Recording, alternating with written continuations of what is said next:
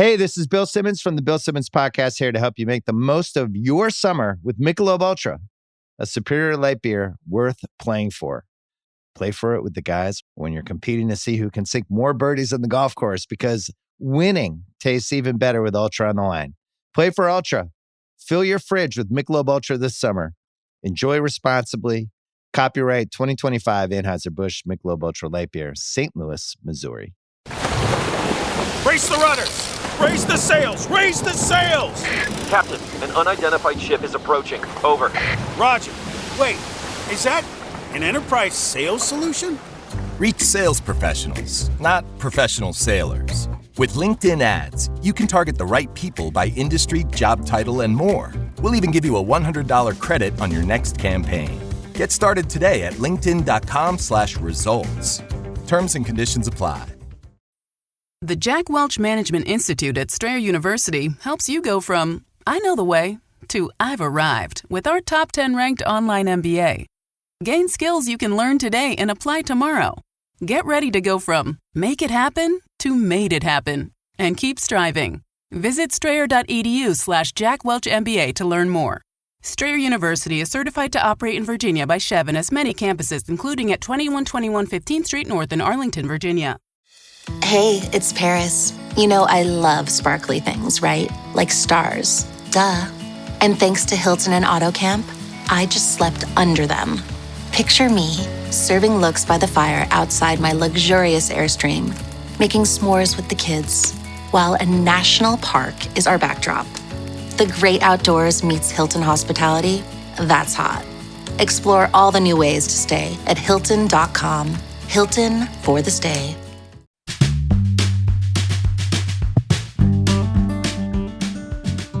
Hi, this is Tony Ruggiero here. You're about to listen to a special podcast with me from on the road at TPC Prestancia down in Sarasota, Florida. I've got one of my young tour players, Stephen Stallings Jr., along with Connor Luke, a really good up and young teacher that I'm proud to be associated with.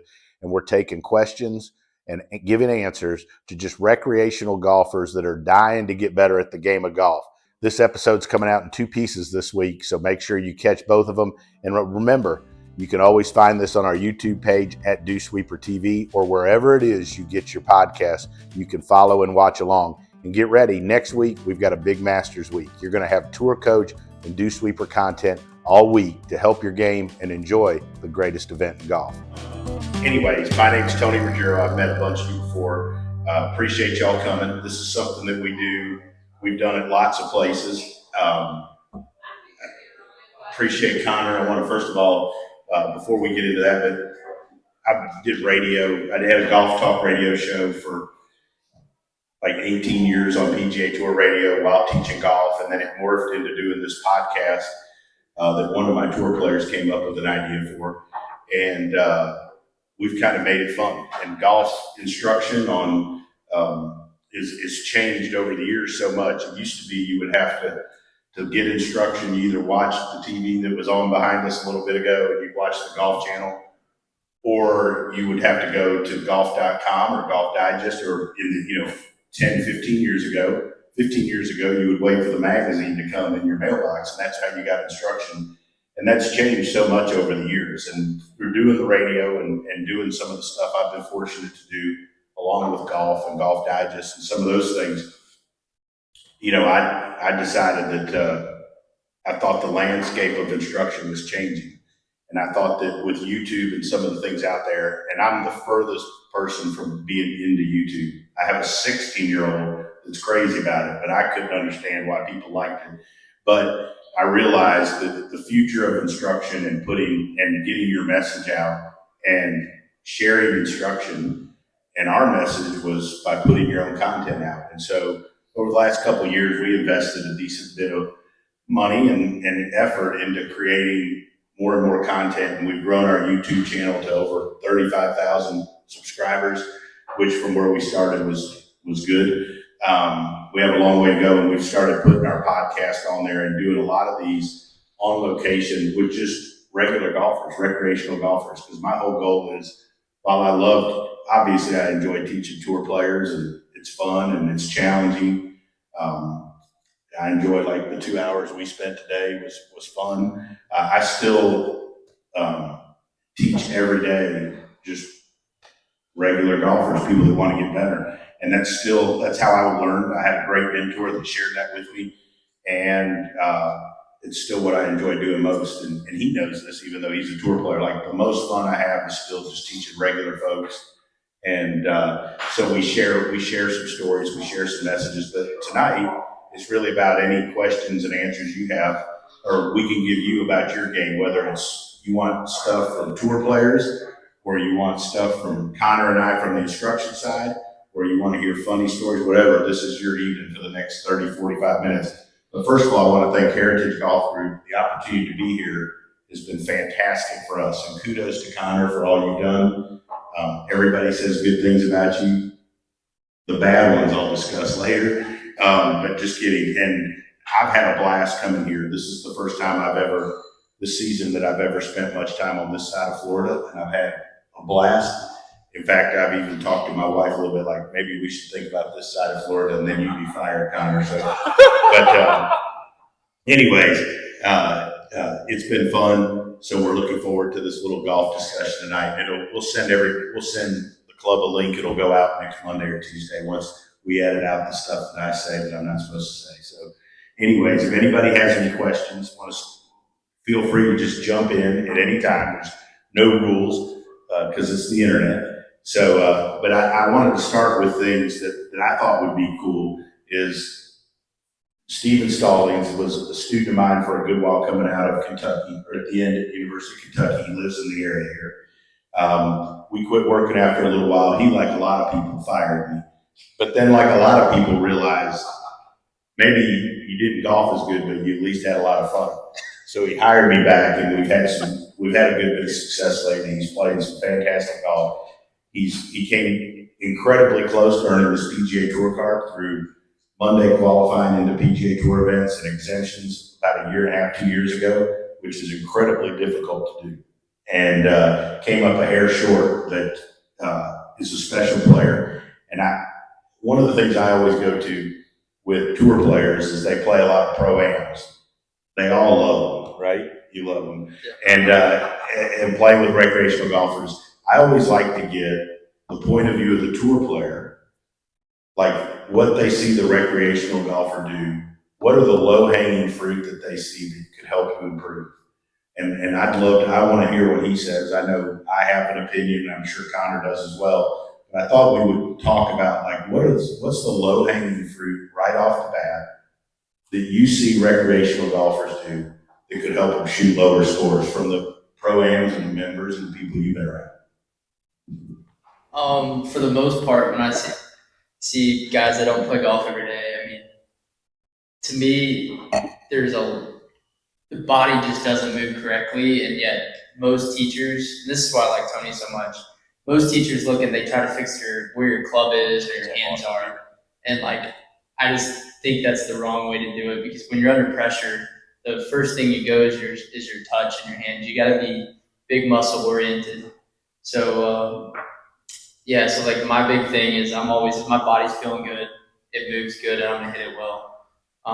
So like that's kind of my big thing, and that's why Tony and Connor are so good at it. They're great at identifying how your body's supposed to move, and like where you don't like. If you're worried about where the club is, you're gonna hit many balls and spend hours, and it's not gonna get much better. But if your body's moving right, you can get to the positions easier. And your body subconsciously will figure out how the club operates if your body's moving correctly. So that's kind of like how I feel when I'm in most pro-ams. I'm like, and I was like, I can't even like teach them, because I'm like, I wish your body moved a little bit better than it did. So.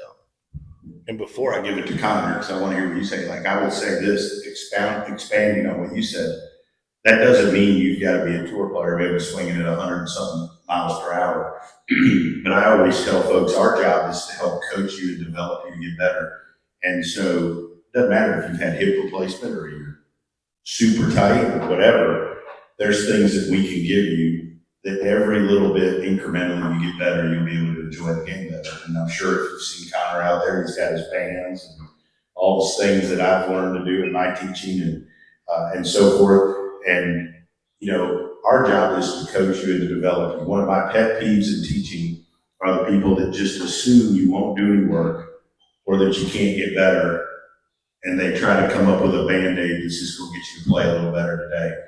I feel like if my job as a coach is to help be there with you every step of the way, even if it takes longer than you and I would like to, but to give you the right information and give you the tools that are going to help your body move better and get the club in a better position.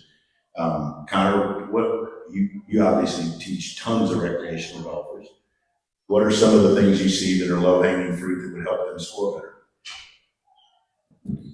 Scoring better. I think everyone can, not everybody, but most people could benefit from hitting driver better and further. And I think it's actually probably one of the easier things to help people do, like get the ball up in their stance, get them in balance, and then turn it.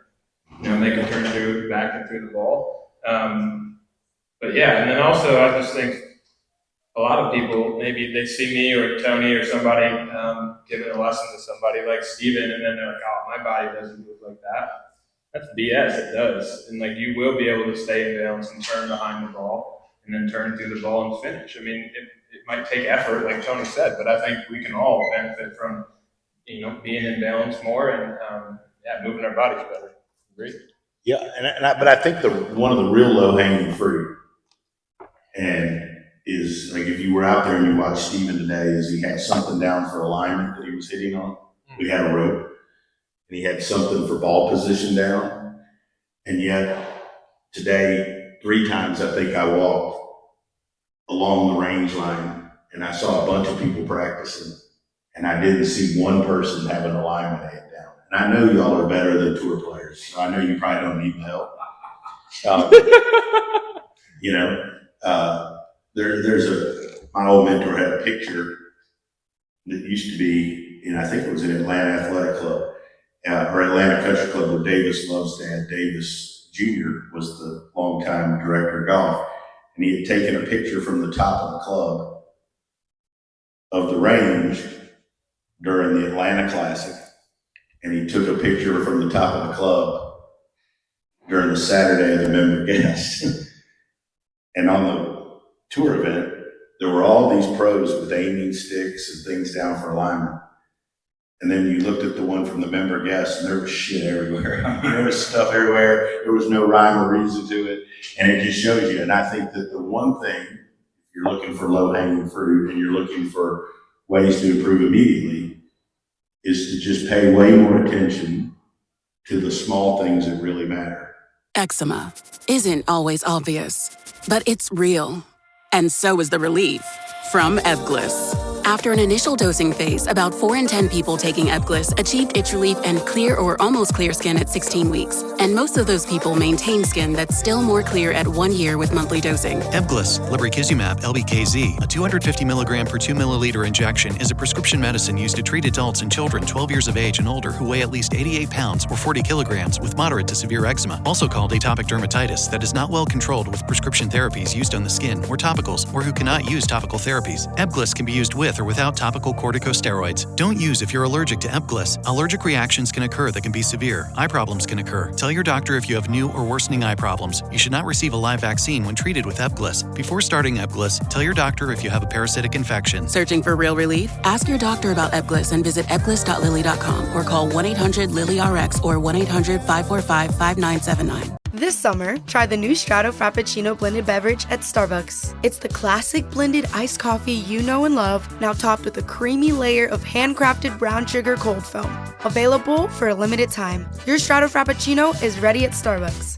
And how many people here would say they're inconsistent in their golf? How many people think that they're just not, how many people think they're good's pretty good, but they're not very consistent, right? It's like the number one thing every new student I get, I play pretty good sometimes, but I'm just really consistent. Well, it's very difficult to be consistent if your body isn't postured the same way, you aren't balanced the same way, the ball's in a different spot, and your feet are aimed a different way every time. It's very hard. I mean, the ball doesn't move. I don't know if y'all knew that, but it doesn't move, right? So if you can learn to posture yourself and you have a process, and you can learn to get the ball in the same spot, and stand the same distance from it and line up the same way. That doesn't even mean you got to be perfectly square at the target. You always aim a little right or you always aim a little left.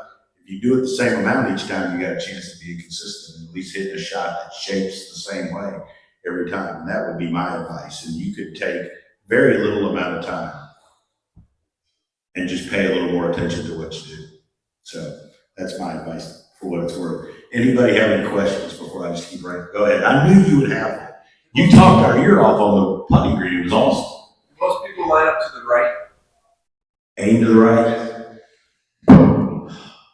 Maybe there's tendencies. Yeah, I mean, I think I would say I see more folks aim real far right than I do left. I would say that's probably pretty accurate. It's amazing to me, like my mentor and I talk about it all the time, but he used to say, nobody shows up and tries to aim wrong, right? Like you think you're aimed correctly. Like nobody goes to the course and says, well, shit, I'm gonna try aiming 20 yards right today. Let's see how it works out, right? Like you think you're aimed correctly. That's why going back to my previous point of like paying attention to details is so important, because aim is perception. Like you think you're aimed correctly, right? So the more you train yourself, and it doesn't have to be like a lot. It's just like, heck, you could be as into it as you want. You could just put a dang club down when you're hitting along your feet line. You could take the time to put a couple sticks or a rope like we use, whatever, but use something. Use something, and I think that's a key. What do you see? What about good players? What do you see with good players aiming and stuff? What do you think makes you consistent? I think a lot has to do with eye dominance. So no matter which way if you're left eye dominant, right eye dominant, it depends which way you aim and where you place the ball in your stance, where you tilt your head. That all affects the way you see things. Like I think of all your senses, your sight lies to you the most. Like so like for me, I'm a lefty, so I be vice versa. I aim left, but I do know a few guys that are righties that aim right, the opposite way if they're open. But I don't know. Like I just think you can change your perception quite easily, and everything you do in life, like to be really good at something, you gotta have a process, and that's the thing with golf.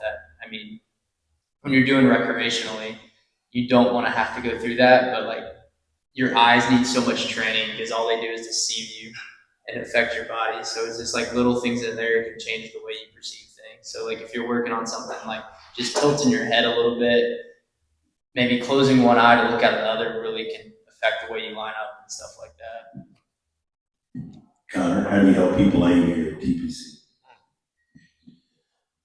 You ever seen a big white string on the ground? Anybody? Walt's seen it. I put a string on the ground, and I learned this from Tony. You get somebody's face aligned to the string, pointed at the target, and you learn to start the ball down the string. And then you do that, you can figure out, all right, 7 out of 10 of those went to the left. Well, maybe am I aimed wrong, or is it my club face? And then you kind of work it from there. But Wayne, somebody that Tony and I spent a lot of time with, Wayne's always said you can train somebody to aim better too. You can learn how to actually aim well, but we don't ever practice it. Any other questions? That was a good one. Anybody? So one of the things, Stephen and I were actually having a conversation today, and he brought something up that I thought was interesting. He talked about a stats guy that he had used who told him on a day that he didn't feel like he was hitting it great, or a week he wasn't hitting it great, to just aim in the middle of the greens, right? And I'm gonna let you tell that story, but I think more that you can shoot lower scores by not changing your golf swing, but changing how you navigate your way around. I tell this story all the time. I did a golf school in Mexico, the only time they let me come down there and do this golf school. And we had a lady in the school who had never shot below like 110 and didn't hit it very far. So like when we went on the golf course, I was basically her caddy. And she shot 44 on the 9 holes. And all I did was just like, well, you can't carry the ball over 120 yards. So it's 140 to get over that bunker. I mean, unless we get a huge gust of wind, it's probably not happening, right? So like I aimed her way over to the right where she had a 20-yard chip with no bunkers in between her and she could chip it up there. And then she wasn't going to make worse than bogey. And we just did that all day. Now, granted, I mean, there might have been some times that she was a little frustrated. I didn't let her go with the green, right? But you can transfer that to any skill level. And, you know, I think if you're realistic when you go around the golf course and you don't try to hit shots that you probably can't hit, and you'll end up shooting better. And I thought your story today about tightening, I mean, that was just random conversation. I thought that was great for him. Tell us story about what the stats guy did. So I guess a little background is like I was struggling for a few months where I felt like I was hitting really good. My scores. That was before he started working with me. Yeah. My scores were Pre not me. really like they were good. I was shooting a couple under every time, but I wasn't shooting any really low ones, and it's just that's not going to compete you and like have you compete in pro golf. So I started working with a guy that's controlling my stats, and we went through them, and my scrambling was not really where it needed to be. So I was putting pressure on my scrambling. And so there was the first week we started working, he was like, your scrambling is not very good. So you need to do everything you can not to chip because your chipping sucks. So and he's right about that. So he goes, we'll get your chipping better. But in the meantime, you need to avoid chipping at all costs. And I was like, okay. So he's like, why don't you aim, like, I'm I'm aggressive, but I'm not too aggressive, I feel like. So he was like, why don't you aim 2 more yards towards the fat side of the green, and you're going to avoid chipping. So that's what I did it for a few weeks, and I'm like, we start changing my stats and my scrambling. Yeah, I was working my chipping, but I don't think it was that much better than it was 3 weeks ago. My scoring average went a lot lower because I was hitting greens and I wasn't making bogeys because I was hitting greens. I wasn't 3-putting. So just like, it's just weird. And like this way the stats are, like to shoot low rounds, you want to eliminate bogeys because bogeys, you're not going to make 9 birdies in a round. You're only going to make probably average 3 to 4 if you're a pro golfer. So the best way to lower your scores is not make bogeys. So by hitting more greens, I eliminated the fact of chipping, but my scrambling percentage went up 30%. And like before we set some goals, I was like, I'll be lucky to get over 50% scrambling. Like I hit a lot of greens. I don't need to chip that well. Well, just by changing my strategy, my scrambling percentage went up. So it's funny how with golf, if you can take pressure off your weaknesses, then your stress level goes down and your scoring goes down. And I don't know, it's just kind of was a crazy thing. That's good. That's good.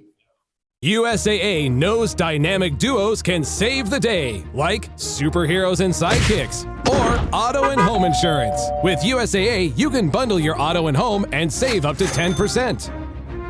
Visit USAA.com/bundle. Bundle savings are off total premium, not available in all states or in all situations. To qualify, auto policy must be active prior to property policy issue, subject to change. Restrictions apply. Membership eligibility and product restrictions apply and are subject to change. USAA means United Services Automobile Association and its affiliates, San Antonio, Texas. Brooks Running reminds us that we're all powered by something. Whether it's the me-time energy of a run after a day at the office, the electrifying energy of your first marathon, or the infectious energy of a group run with your friends. No matter what energy powers you, Brooks has gear specifically designed to unleash it. So lace up and let it out. Let's run there. Visit brooksrunning.com today to learn more. Write this down. This is for you and your buddy, okay? So I'm going to tell you how to keep basic. This is a super simple thing that will help you with lessons with Connor too. I had this older gentleman I used to teach at the country club mobile. He was a nut, but he wouldn't keep stats. I mean, most people aren't going to keep stats. But I heard this from a guy and I used it. I stole it completely from a guy who used to do stats for a bunch of tour players. His name's Peter Sanders. But every time you make a double bogey or worse, or if you're a double bogey player, you make a triple or worse, whatever it is, you circle that on the card and you write down the shot that caused the double or the triple. And you do that for 5 rounds of golf. And then when you come to your lesson with Connor, you show them those 5 cards. There's always a trend, right? Especially if you do 10 rounds. And what I found was a lot of times, like it wasn't really a golf swing thing. Like one time in particular, I remember it was always this one hole, and he always had a downhill shot with a wedge, and he'd skull some bitch in the damn water every time. It's like, well, you know? So, Emil Graf is his name, I remember. But anyways, we did that, and his handicap went down like crazy because the golf lessons turned into not just a golf lesson about his golf swing, but also like we would always film, and we'd do 15 minutes or so working on whatever we're working on, but then the other 15 or 20 minutes or whatever was about addressing whatever shots out there gave him trouble. And people in general, we all have egos involved, whether we want to admit it or not. Like we don't necessarily always like to admit the things or realize the things we're not good at. But if you just that takes you no time because you're keeping a scorecard anyways, and you just notate the 2, the 3, the 4 holes, whatever it is. And it was very impactful so I started doing that with tons of my recreational players. And then when they come to the lesson, it's like, oh, well, you're just not very good at downhill lies. Or I remember one time it was like, he just really wasn't good pitching the ball like over bunkers. And he would, he'd get nervous and skull them or he'd chunk them into a bunker, whatever it was. And so like, these are things that you can do that would dramatically help your game. So like if you go out there and if you do it for 5 to 10 rounds, I promise you'll see a trend. And it may be not something like that. It may be on holes that go to the right, you drive it terrible and you can't find the fairway. Well, Connor's job is to help you to find a way to hit a tee shot that puts it in play on that hole. Maybe it's not your driver, maybe it's your 5-wood or 3-wood or whatever it is.